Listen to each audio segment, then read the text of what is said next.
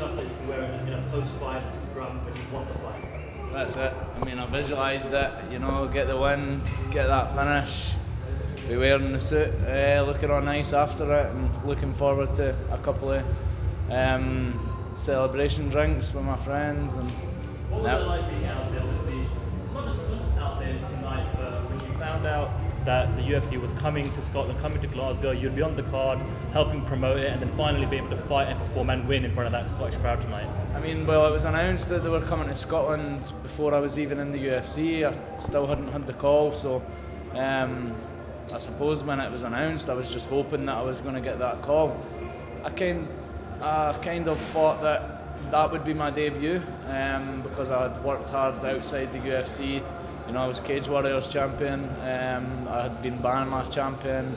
I was always taking tough fights and I was one of the top UK guys, so I expected this to be my debut, but you know, it worked out even better. I got the win in Poland, and yeah, now I've got 2 wins, 2 stoppages. And Steve, if we rewind about a year ago, you know, you were in a point in your career where you didn't really know what was going to be next. You were waiting for that call from the UFC. You know, it was a tough time. You know, obviously you were moving about in Scotland as well.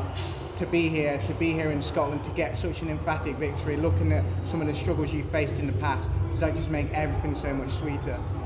Yeah, I mean, it's still all surreal.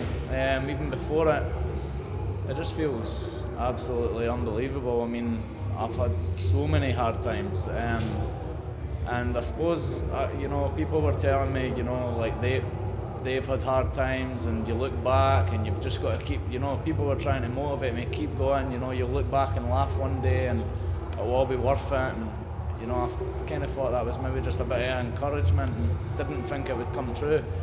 And yeah, I mean, it's just a blessing in disguise, and I'm just overwhelmed with everything that's happened. How did that win in Poland help you going into this fight? Yeah, I mean, it worked out even better because you know, I got the debut in Poland. I wasn't too nervous in Poland. I really thought that, you know, I'd be really nervous, but walking out, I felt comfortable.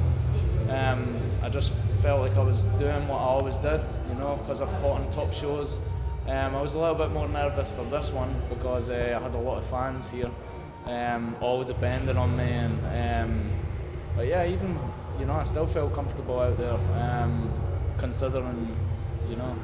Was you surprised that on your second fight, the UFC put you on straight onto the main card, and did that add any more pressure? I mean, I was a little bit surprised because, you know, there was already other Scottish fighters in the UFC, and there was a lot of good fights being announced, so, you know, I kind of thought, nah, I'll not be on the main card, I'll be on the prelims, you know. So when I was told I was on the main card, it was quite a shock, but now looking back I understand why. It took me a little bit longer to get to the UFC, but you know, I was fighting on the top shows out with the UFC, Cage Warriors, Bama, and yeah, so, and obviously it maybe has something to do with the fact that I've taken tough fights. I know there's a lot of other guys out there that got offered Leonardo Mafra and didn't take it, and I'm not that type of fighter. I've took it straight away. Talking about the fight, you hurt him. I think you hurt him once, and then you didn't finish him, but you was trying to. Did you? And then obviously you got the finish. Was you sort of conscious that you didn't want to go too much in case his chin was better than you thought, and that you tired yourself out, or was you ready to just smash it and get the win? And that was it. I mean, all these guys, I'm starting to see the, you know, the success in my hands a lot more now. When I hit people in the gym, they always tell me, you know, I've got hands like rocks, and I'm a heavy hitter. I've always been told that, but yeah, I mean, I know that he fought wild, and I wasn't going to try and get into that, but I hurt him with that right hook, and then as soon as I seen him sort of doing the chicken dance or whatever, that was it. Technique went out the window, and I was getting that fight finished, and I knew that if I landed another shot like the one I landed, then it was going to be game over. What does this event mean to Scotland? And I saw a quote from the UFC PR team that's come out where you said that you hope this will help educate the Scottish public and the UFC coming here. Can you elaborate a little bit more about what this means?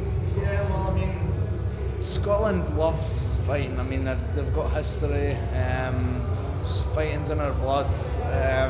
It's also a country where they like to drink, and so yeah, to see this, I mean, I knew that it was going to be a sellout, but there is a lot of uneducated people out there, because MMA is not that big in Scotland. I mean, it's getting bigger, and there's more people getting involved, but you know, there's people out there that, I know it's everywhere like that, but there's a lot of uneducated people that don't understand what our sport is and how technical it is.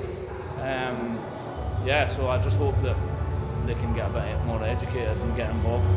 Were you surprised how quickly it sold out then, wasn't it? Well, yeah, being part of the UFC when it came to Scotland and being Scottish, it was always a worry. You know, they finally came to Scotland after us begging them for years.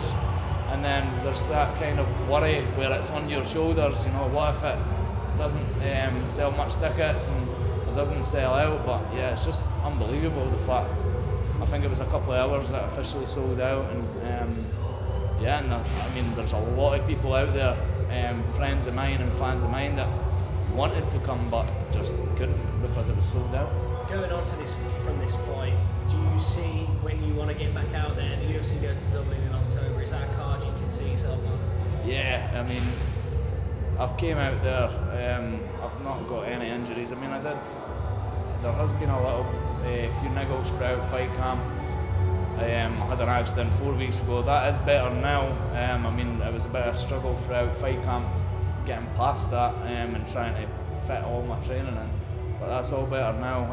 I'm not sure if I've done something to my lower back. It's been tightening up, and just before I went out to the cage, it was a bit feeling it as well. But I never got hurt in the fight. I feel good now, so I'll see. I mean, Dublin would maybe be is it Dublin that's going to Ireland? Yeah.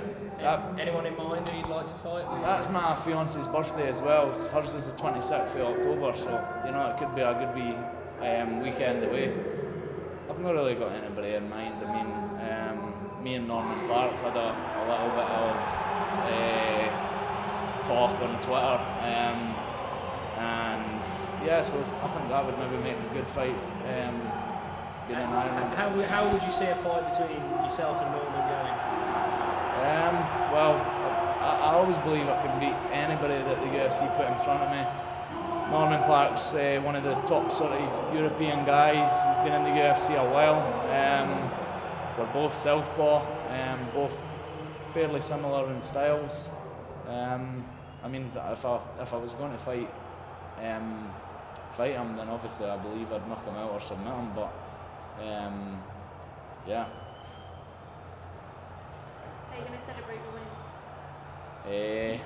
Not too sure yet, to be honest. I don't like making plans. I mean, a lot of people always ask me what am I doing after it, and try and make plans for the next day and the next week, but I just go with the flow. I mean, I like to just fight and then see what happens.